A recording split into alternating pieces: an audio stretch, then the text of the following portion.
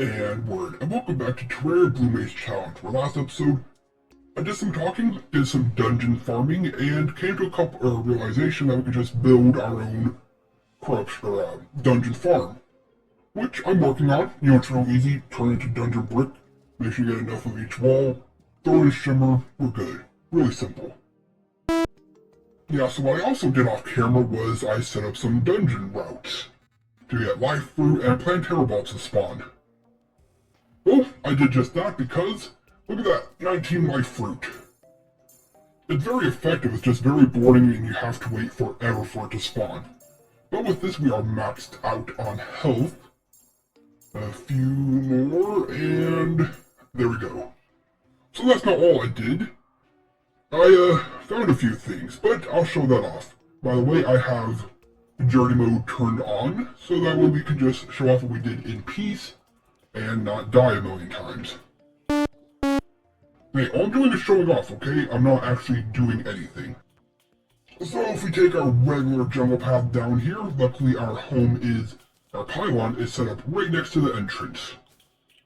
Alright, get out of the way, cobwebs, I'm trying to get down.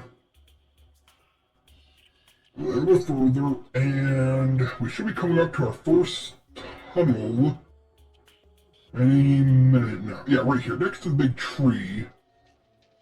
Oh, there's another Planterra bulb. They like to spawn all over the place, but it was somewhere around here. Was it over here?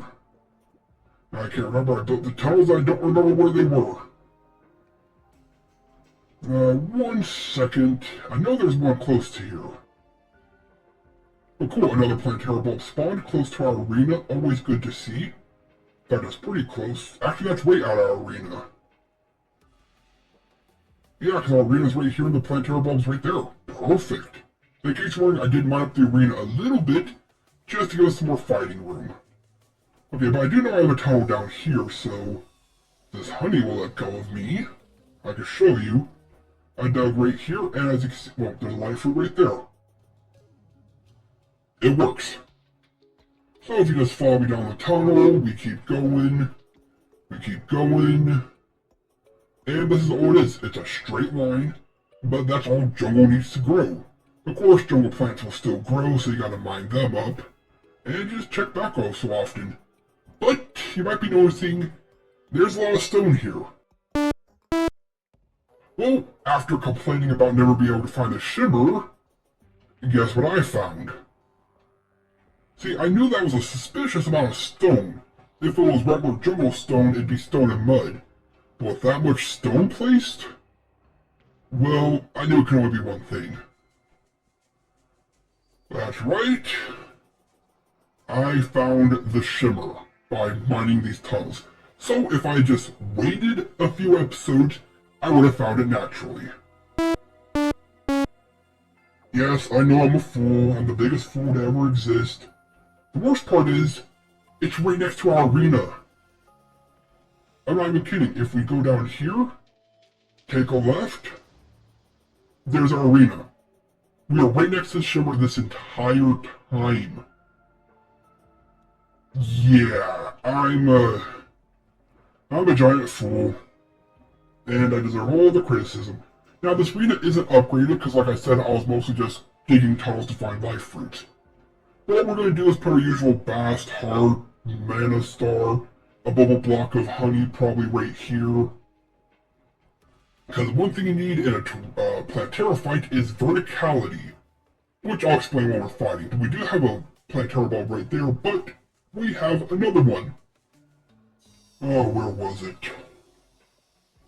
Was it over here? No, but I did have another tunnel I can show off. But yeah, basically you just dig straight forward and you do not care. Eventually life fruit will spawn and you just rinse and repeat, rinse and repeat, rinse and repeat. Very easy, very basic. It gets Planterra bulbs and it gets life fruit. As well as you can pick up a little chlorophyte. Very easy, very basic, it works. And I've done this before in globe mushroom biomes to get truffle worms. That works really well. Which I might have to do because Dukefish 1 does go with Blue Mage spell.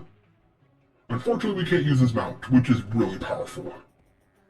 But if you'll follow me to one more location, which was right up here where my tree is, or somewhere around here, I forget. I need to...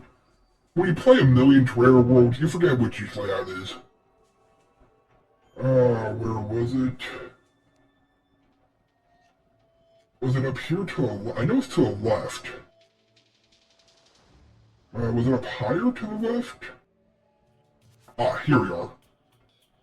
So up here in our marble biome, which is where we were farming Medusas, as you can see from the nice flat layout, this is where we found our first Planterra bulb. Yes, this is the one I actually found while, as you can see, digging straight lines. Here's another one. I've dug these all over the jungle. Which is probably actually a smart idea to do pre-hard mode, leads you to finding the shimmer, and then you set up for life through Planterra balls, so don't make my mistake. Do this before you fight the wall of flesh. But as you can see, we can come over here. Hello, merchant. Mine that up. Then very, very carefully, very slowly. Slowly, I say, as I run at full speed. Navigate to over here. Can't get too far ahead, otherwise they will despawn. We can drop down here, drop down here. Drop to here, dodge the attacks, and just like that, we're in the arena. And we have a backup Planterra bulb, which is good. Because if we fail the first fight, I'm pulling out all the stops to fight him the second time. Because Planterra is not somebody we can just spawn infinitely. We have to wait for bulbs.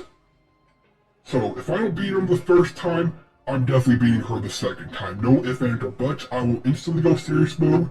I will not say a word. I'll bring every buff, every trick I have in my book.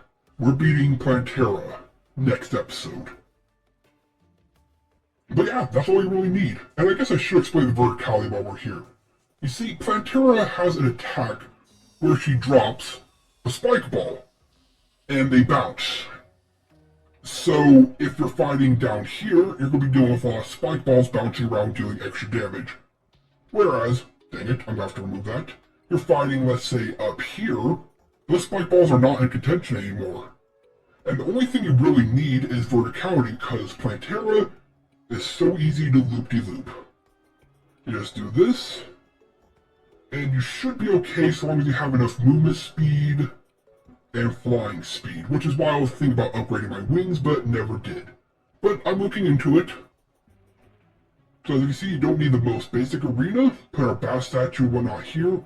Probably our honey right here where this blue torch is, so we can get it if we need it.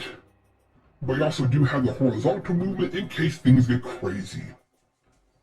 So yeah, next episode, we will be taking on Planterra and defeating her in one episode. Which will unlock some good upgrades. So I do apologize for again a couple episodes being nothing, but in between bosses you gotta take some downtime to do some farming and building. That's just the way Terraria is, and I wouldn't have it any other way. So next episode, Blue Mage versus Plant. I would say will we win, but the question isn't will we win, it's will we win in our first attempt. Make your guess, Orbo. No, huh? I can understand that. Just because I don't have the best record against Planterra, I'm about 50-50. Whereas the Shredder Skeletron, I win a lot, while Flesh, about 50-50 as well. Planterra is definitely a 50-50 for me.